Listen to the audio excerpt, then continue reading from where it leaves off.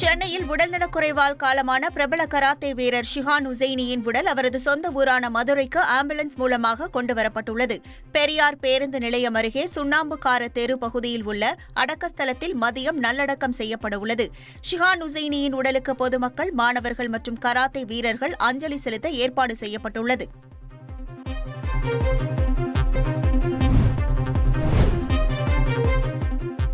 அதிமுக முன்னாள் சட்டமன்ற உறுப்பினர் கருப்பசாமி பாண்டியன் உடல்நலக் குறைவால் காலமானார். அவருக்கு வயது 76. மறைந்த முன்னாள் முதல்வர் எம்ஜிஆரின் தீவிர ஆதரவாளராக இருந்து வந்த கருப்பசாமி பாண்டியன் கடந்த 1977 மற்றும் 1980களில் ஆலங்குளம் மற்றும் பாளையங்கோட்டை சட்டமன்ற உறுப்பினராக தேர்வானார்.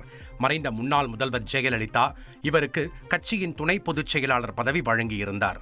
கடந்த 2000ஆவது ஆண்டு கருப்பசாமி பாண்டியன் அதிமுகவில் இருந்து விலகி திமுகவில் இணைந்தார். திமுகவில் முக்கிய நிர்வாகியாக வலம் வந்த அவர் 2006ஆம் ஆண்டு தென்காசி சட்டமன்ற உறுப்பினராக தேர்ந்தெடுக்கப்பட்டார். பின்னர் திமுகவில் இருந்து விலகி அதிமுகவிலும் பின்னர் மீண்டும் திமுகவிலும் இணைந்தார்.